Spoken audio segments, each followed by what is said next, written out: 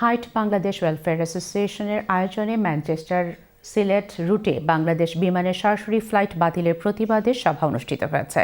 সভায় প্রবাসী বাংলাদেশিরা ক্ষোভ প্রকাশ করে দ্রুত ফ্লাইট পুনর্বহালের জোর দাবি জানান। বিস্তারিত জানাচ্ছেন আমাদের নর্থ ইংল্যান্ডের বিশেষ প্রতিনিধি সৈয়দ সাদেক আহমদ।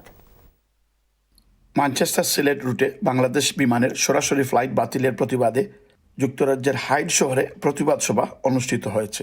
হাইড বাংলাদেশ ওয়েলফেয়ার অ্যাসোসিয়েশনের আয়োজনে এ সভায় প্রবাসী বাংলাদেশিরা ক্ষোভ প্রকাশ করে দ্রুত ফ্লাইট পুনর্বহালের জোর দাবি জানান।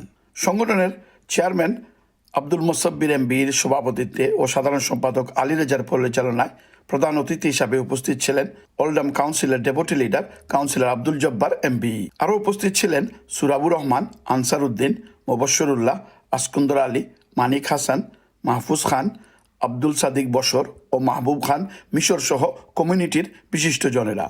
সবাই বক্তারা বলেন, প্রবাসীরা প্রতি বছর বিপুল পরিমাণ বৈদেশিক মুদ্রা দেশে পাঠান এবং দেশের অর্থনীতিতে গুরুত্বপূর্ণ ভূমিকা রাখছেন।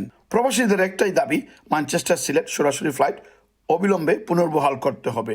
দাবি আদায় না হওয়া পর্যন্ত আন্দোলন অব্যাহত থাকবে বলেও ঘোষণা দেন তারা। আন্দোলনে সারা ব্রিটেনবাসী একসাথে জমা হয়ে ম্যানচেস্টার টু সিলেটের ফ্লাইটটা অব্যাহত রাখার জন্য যে বা কারা যে দায়িত্বে আছেন আপনাকে অনুরোধ জানাচ্ছি, আপনারা এই ফ্লাইটটাকে অব্যাহত রাখেন এবং এই দাবিটা আদায় করে আমরা ঘরে ফিরবো। আমরা এটাই আপনার কাছে অনুরোধ যে এই আন্দোলন ততক্ষণ থাকবে যতদিন আমরা এই দাবি আদায় না হয়। Syed Sadek Ahmed, channel S news, Hyde, Greater Manchester.